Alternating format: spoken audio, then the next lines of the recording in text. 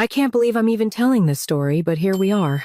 You know those moments where your whole life falls apart because of something totally random? Like the universe just decides to wreck everything you've built? Yeah, that's what happened to me. I'm Mackenzie. I'm 32.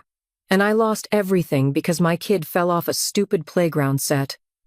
I remember exactly where I was when it all blew up, sitting at my desk at the insurance office, scrolling through TikTok between calls, when Mark's name popped up on my phone.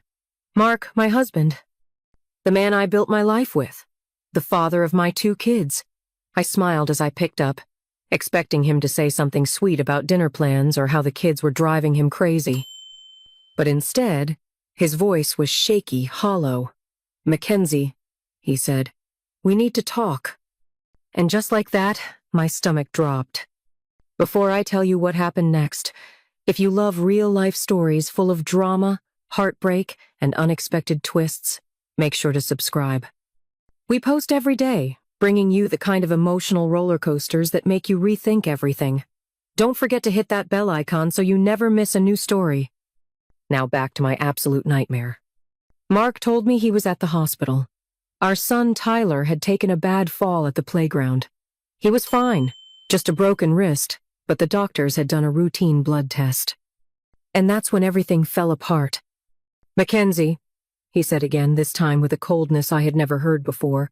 "They said Tyler's blood type is AB." I swallowed hard. "Okay? I'm O negative. And you're A. That's not possible, Mackenzie." My body went numb. My mouth went dry. I tried to come up with something, anything that would make sense, but there was nothing. Mark wasn't Tyler's biological father, and I knew exactly what that meant. He wasn't our daughter Emma's father either. Mark didn't yell. He didn't scream. He just hung up. And when I called back, he didn't answer. I rushed to the hospital, my hands shaking so badly I could barely steer the car. When I got there, I saw him sitting in his truck, his head resting on the steering wheel. He looked up when I approached, his eyes red-rimmed, his face pale. "Mark, please," I begged, tears already streaming down my face. He just shook his head. "How long, Mackenzie? How long have you known?" I opened my mouth to speak, but nothing came out. Because what could I say? That I had known from the beginning. That I had buried the truth so deep, I had almost convinced myself it didn't matter. He let out a hollow laugh, wiping his face. I was so damn proud, you know, of being their dad, of being a good husband. And this whole time, it was a lie. I reached for him, but he pulled away. "Mark, it didn't mean anything," I choked out. "You are their father. You're the one who's been there for them. DNA doesn't change that." His eyes flashed with something I couldn't name. "DNA doesn't change it?" He shook his head, gripping the steering wheel so tight his knuckles turned white. "So what, Mackenzie? I'm just supposed to pretend that the last 12 years of my life weren't built on a lie?" I had no answer. And then, as if something inside him just broke, he let out a long, shaky breath. "I can't do this." He put the truck in reverse, his movements slow, deliberate, as if he were trying to hold himself together. "Mark, please, don't do this. Don't leave. We can fix this. We can work through this." He looked at me, his eyes filled with something so raw it made my chest ache.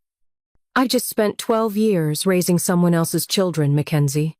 And the worst part? I would have done it forever if you had just told me the truth." And with that, he drove away. That was a year ago. He never came back. At first, I told myself he just needed time, that he'd come home once he cooled down. But days turned into weeks. Weeks turned into months. And suddenly, I was signing divorce papers. The kids didn't understand at first.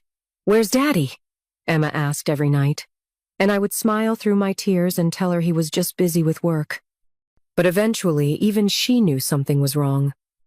Mark still sends birthday cards. He still deposits money into our accounts, but he won't see me. And he won't see them. The guilt is unbearable. I stare at old pictures of us Christmas mornings, birthdays, vacations. Moments that were real, moments when he thought his life was perfect. And I stole that from him. I wonder what it must feel like for him, to wake up one morning and realize that the children you've loved, raised, and sacrificed for were never yours. I know people will say I deserved this, that I made my bed and now I have to lie in it. And maybe they're right. But that doesn't change the fact that every single night I lie awake in bed, staring at the empty side where Mark used to sleep, wondering if there's anything I could have said or done to make him stay. Maybe there isn't. Maybe some mistakes are unforgivable. And now, every time I hear Tyler laugh or see Emma smile, all I can think about is the man who walked away. And the fact that I have no one to blame but myself. If you made it this far, don't forget to subscribe for more real-life stories, because sometimes the truth is stranger and more painful than fiction.